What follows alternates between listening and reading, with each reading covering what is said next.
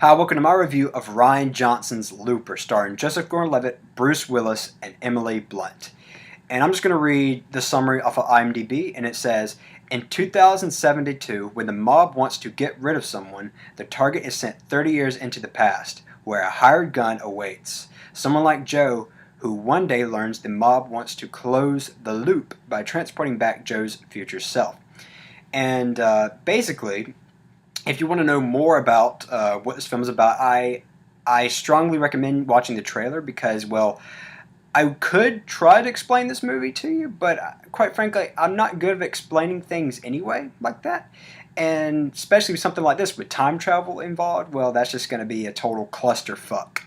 So I do recommend seeing the trailer. Maybe like, or maybe if you're trying to avoid like any kind of spoilers, anything like that, the trailer does. I have to say, it does a fine job of not giving too much away.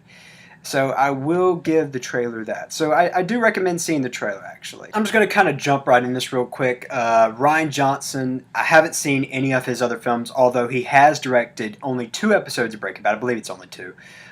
One is, I believe it's the 4th episode of the 5th season. All I remember about that particular episode is that it's Walter's birthday. That's kind of it. And that's, I mean, from what I remember, that's a great episode. And considering that's from season 5, well, season 5, to me at least, has been absolutely perfect. So I can probably say that that episode was great. But there is one episode, and I do remember this very specifically, and it's the episode called The Fly, or I believe it's just called Fly. I'm not entirely sure.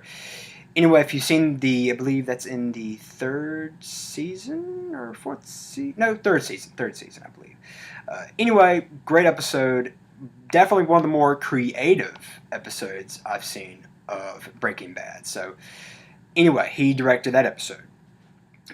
And so back to what Rian Johnson has done, I guess, as far as films go.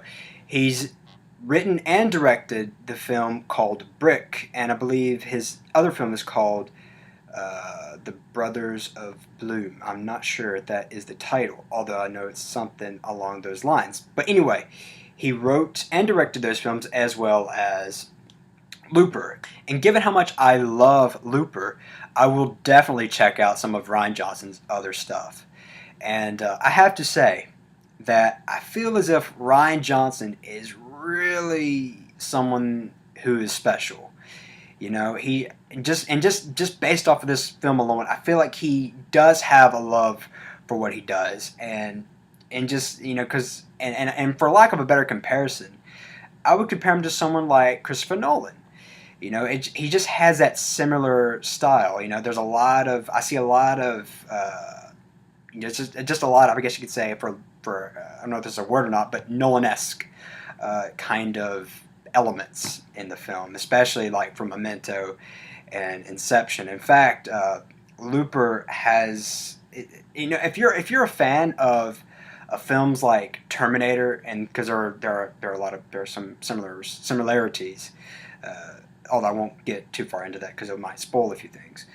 But there are some similarities to Terminator, Inception. You can even say Memento. And I've heard this one comparison, although I would not know because I've never actually seen Children of the Corn. But although from what I know of Children of the Corn, it kind of sounds similar, and I did kind of think that it was somewhat similar to that. But anyway, there's just a lot of great stuff, a lot of great movies. It's sort of, no, I wouldn't say borrowing, but it reminds you of that, and to me that's a good thing, and I really really like that. And another thing is the fact that it's just a damn good film, and I feel like, and although I do think the first half is way better than the second half, although I mean, just like, you know, the first half's great, second half is just kind of slows down, and it does pick up right kind of at the last 15 minutes or so.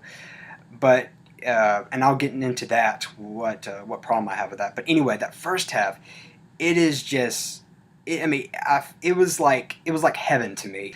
And then, you know, the first half ends and the second half begins, and they introduce Emily Blunt's character.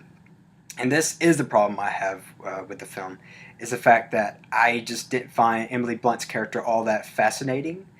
And quite frankly, although I did think Emily Blunt was good, she wasn't like, amazing or anything, but I thought she was good. But I just didn't really feel as if she didn't need the amount of screen time she got. In fact, I felt as if they kind of her presence sort of pushed Jessica Levitt's character sort of in the background a little bit, and I just didn't really like that.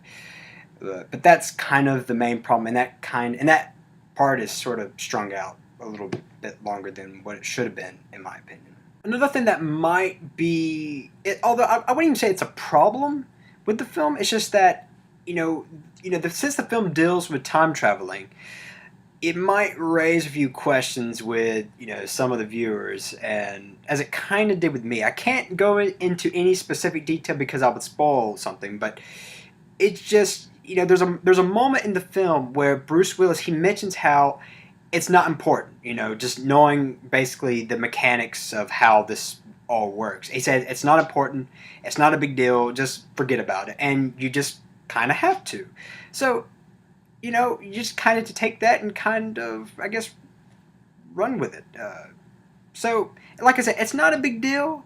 It's just something that you might want to know going into this film. It's not going to affect it's not going to affect the film, I think, at all, as, your view of the film. Hopefully it won't.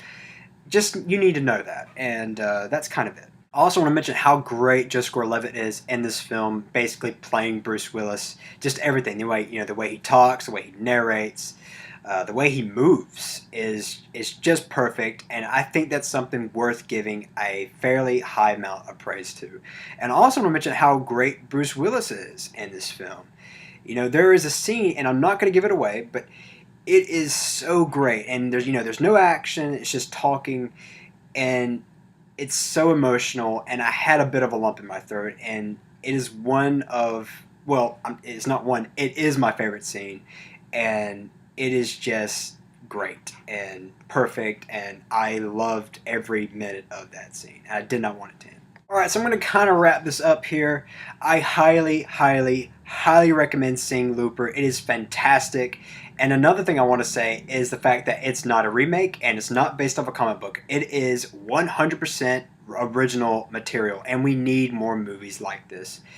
And it's just a fun film with just some great stuff, really great stuff. And I give Looper a very, very high 4.5 out of 5. I enjoyed the hell out of this, and I think you will too. So please go check this movie out. Please support an original idea for once, and thank you for watching.